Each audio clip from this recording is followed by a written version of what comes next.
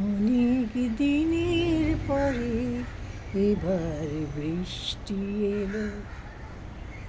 হ্যাঁ, মহারাষ্ট্রের বৃষ্টি মানে নামকরা বৃষ্টি। মানে 4 মাস ধরে যা বৃষ্টি হয় না, মানে মানুষ বাইরে প্রায় বেরোতে পারে না এবং জীবনযাত্রা বিপর্যস্ত হয়ে যায়। কিন্তু এই জলের উপরই নির্ভর করছে নগরবাসীর জীবন।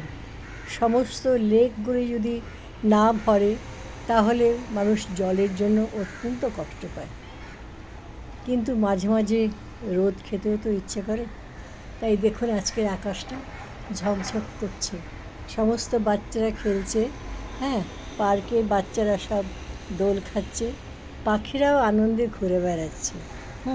তো এমন সুন্দর একটা দূরে দেখতে পাচ্ছেন একটা পাহাড় অনেক দূরে।